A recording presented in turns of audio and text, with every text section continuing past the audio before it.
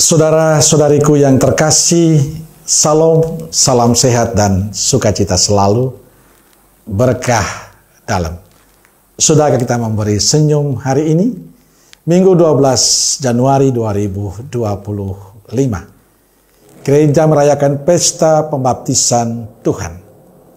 Kita awali permenungan kita dengan tanda kemenangan Kristus dalam nama Bapa dan Putra dan Roh Kudus. Amin.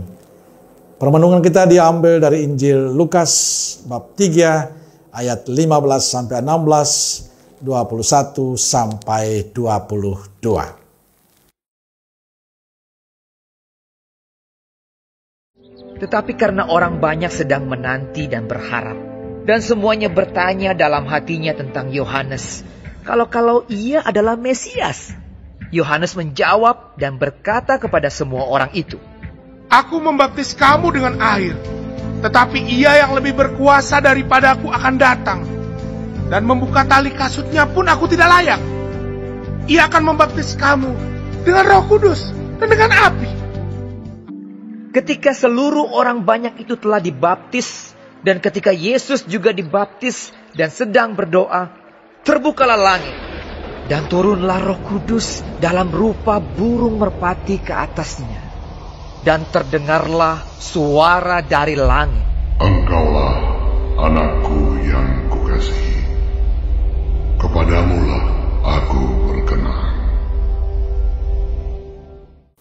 Saudaraku yang terkasih, saya ingin mengawali permenungan kita pada pesta pembaptisan Tuhan dengan mengajak kita untuk melihat peran Yohanes.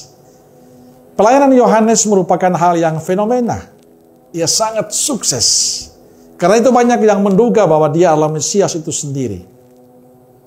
Ini bisa kita pahami karena semangat, kuasa, dan otoritas yang ia tunjukkan tidak kalah dari nabi-nabi perjanjian lama, khususnya Elia. Namun Yohanes tetap sadar dan tahu diri bahwa dia bukanlah Mesias. Ia hanyalah pendahulu Mesias. Yohanes menegaskan 3 hal perbedaan mendasar antara dirinya dengan Mesias. Pertama, Mesias lebih berkuasa daripadanya. Yohanes hanyalah nabi. Ini ditegaskan oleh Yesus sendiri. Mesias ialah Allah yang berinkarnasi. Maka meski hanya melepas tali kasut Mesias pun, Yohanes merasa tidak layak. Kedua, Mesias membaptis dengan Roh Kudus dan api.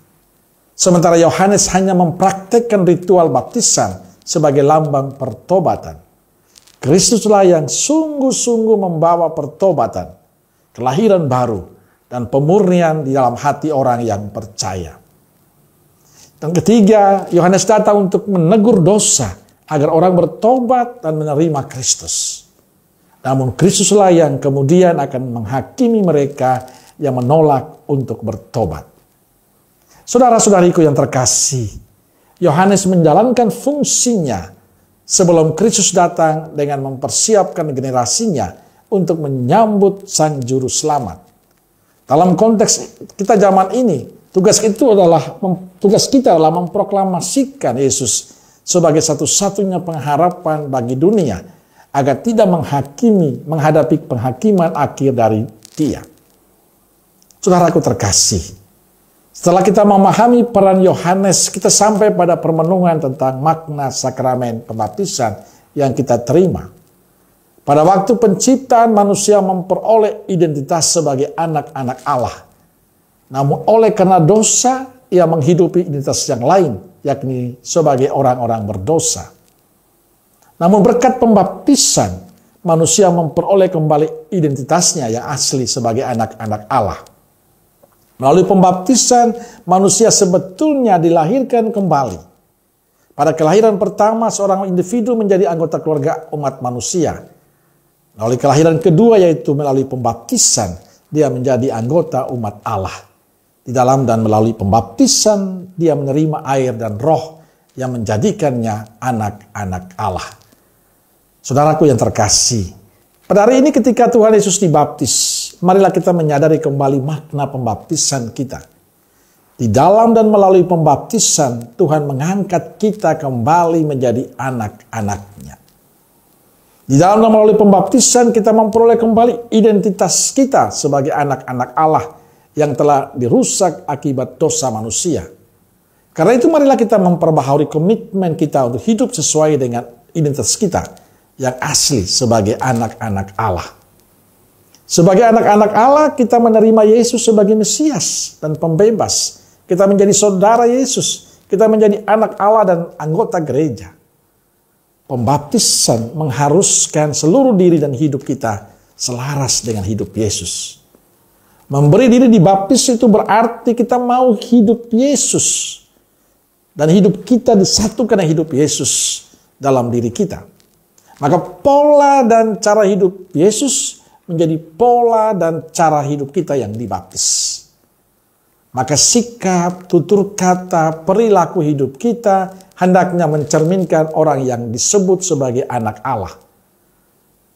Maka sebagai orang yang dibaptis, kita harus berani memberi kesaksian tentang Yesus. Untuk itu kita harus punya kerinduan terus-menerus untuk berjumpa dengan Yesus agar kita menyerupai Kristus dan mampu memberi kesaksian tentang Yesus dimanapun kita berada. Maka pembaptisan bukan soal saya dibaptis saja, tapi ada tugas penting, yakni menjadi saksi-saksi Kristus. Kita memproklamirkan Kristus kemanapun kita berada, lewat sikap dan cara hidup kita seorang yang terbaptis. Semoga semangat inilah yang terus kita perjuangkan dalam kehidupan kita sebagai orang beriman. Amin. Semoga Allah yang Maha Kasih memberkati saudaraku sekalian, Bapa, Putra, dan Roh Kudus. Amin.